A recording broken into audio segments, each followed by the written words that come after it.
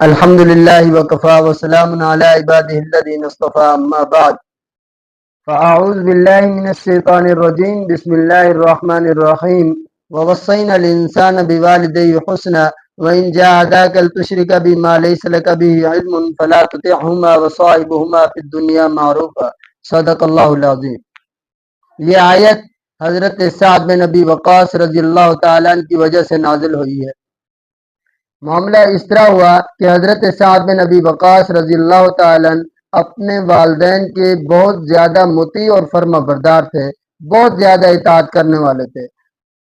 اسلام میں داخل ہونے سے پہلے بھی وہ اپنے والدین کی بہت زیادہ اطاعت کرتے تھے۔ جب انہیں حضور اکرم صلی اللہ علیہ وسلم کا پتہ چلا تو وہ آپ صلی اللہ علیہ وسلم کی محفل میں، صحبت میں، مجلس میں حاضر ہوئے اور آ کر آپ صلی اللہ علیہ وسلم پہ ہاتھ میں اپنا ہاتھ دے کر بیعت ہوتے ہیں اور آپ صلی اللہ علیہ وسلم کا کلمہ پڑھ لیتے ہیں۔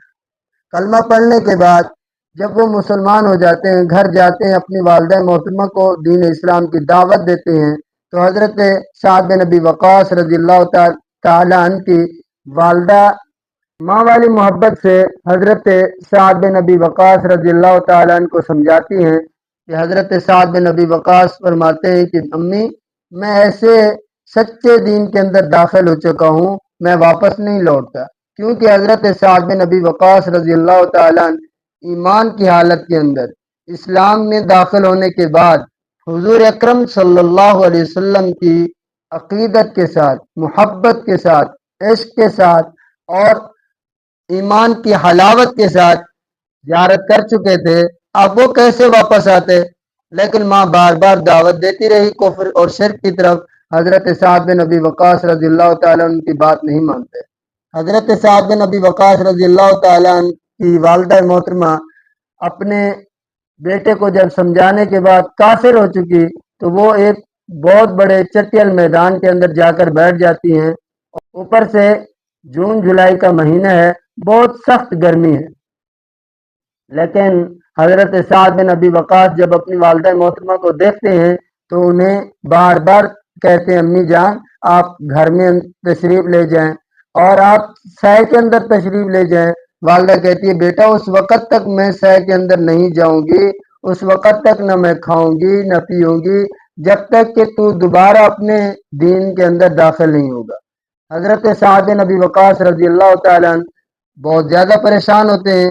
پریشانی کے اس عالم کے اندر حضور صلی اللہ علیہ وسلم کے پاس چلے جاتے ہیں۔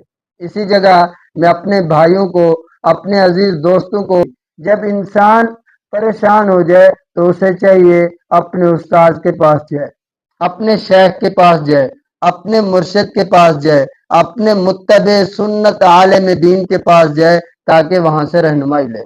حضرت سعد بن ابی وقاص رضی اللہ تعالیٰ حضور اکرم صلی اللہ علیہ وسلم کے پاس چلے جاتے ہیں، جا کر یہ معاملہ بتاتے ہیں کہ میری والدہ دھوپ کے اندر بیٹھی ہے اور نہ کچھ کھاتی ہے نہ پیتی ہے، اور کہتی ہے جب تک تو اپنے دین کے اندر دوبارہ نہیں لوٹے گا میں اس وقت تک نہ کھاؤں گی نہ پیوں گی۔ جب حضور صلی اللہ علیہ وسلم حضرت سعد بن ابی وقاص رضی اللہ تعالیٰ کی یہ بات سنتے ہیں، یہ معاملہ سنتے ہیں، خاموش ہو جاتے ہیں۔ اتنے میں یہ سورۃ العنکبوت کی 8 نمبر آیت نازل ہوتی ہے۔ اللہ رب العزت اس آیت کے اندر ارشاد فرماتے ہیں تمہیں چاہیے کہ تم اپنے والدین کی اطاعت کرو، فرما برداری کرو اور ان کی خدمت کرو اور ان کا شکریہ ادا کرو اور ان کے اوپر احسان کرو۔ آگے اللہ ارشاد فرماتے ہیں اس وقت تک تم ان کی بات کو مانتے رہو یہاں تک کہ وہ تمہیں شرک کی دعوت دے، کفر کی دعوت دے۔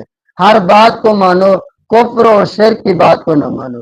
اگرچہ تمہارے والدین کافر ہی کیوں نہ ہوں پھر بھی تمہیں ان کا ادب کرنا چاہیے، احترام کرنا چاہیے، تمہیں ان کے ساتھ احسان کرنا چاہیے، تمہیں ان کی خدمت کرنی چاہیے اگرچہ وہ کافر ہی کیوں نہ ہوں۔